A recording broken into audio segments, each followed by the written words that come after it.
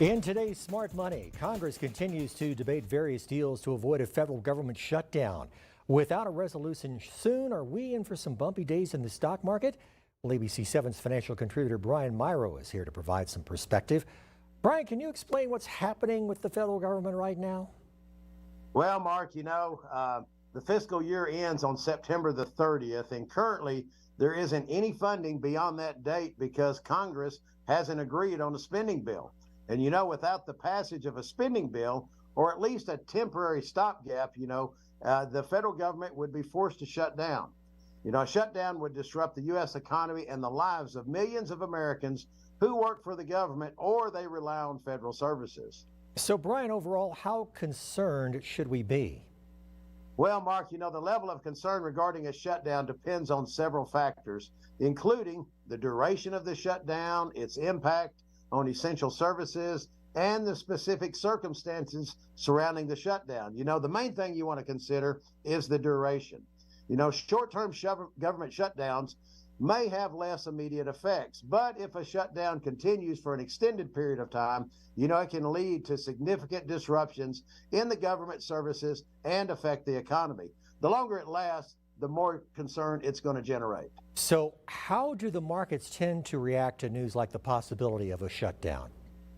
Well, Mark, markets tend to dislike government shutdowns due to the uncertainty that they cast on the economy and big companies. Analysts at Yahoo Finance, they found that in the lead up to the last 7 government shutdowns lasting 10 days or more, the median decline on the S&P 500 was a little over 10%. And researchers estimate that $6 billion in real GDP could be cut from the fourth quarter if the government is closed for just 1 week. Could there be any positives from a government shutdown? Well, keep in mind, where there can be some scary headlines, the long-term impacts aren't usually as serious. You don't want to panic or make knee-jerk financial decisions.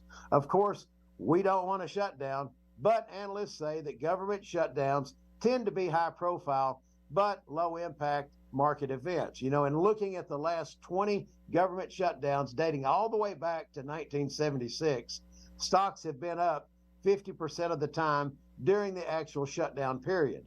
And the other positive is what happens after the government reopens.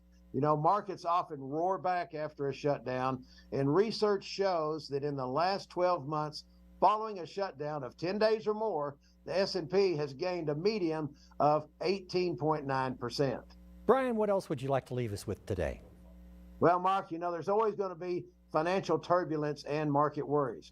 My firm helps our clients by doing what we call a retirement and financial analysis. And this analysis can help you uncover the main risk that's posing a threat to your retirement today, especially volatility in the market. We can do a stress test on your retirement plan and then analyze your portfolio and just see how much you can handle in terms of losses in the case of a market downturn. And Mark, one more thing today, we're offering a free complimentary copy of my book titled Smart Money for the Backside of Life for anyone wanting to set a visit.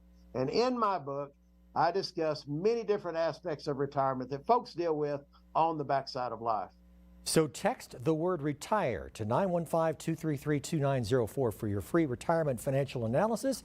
And you can set a visit to receive a copy of Brian's book, Smart Money for the Backside of Life. Again, the number to text retire to is 915-233-2904. You can also visit their website online at mirocapital.com/TV. ABC 7 financial contributor Brian Mirau with Mirau Capital Management. Thank you as always for your time, sir. Mark, thank you so much for having me today.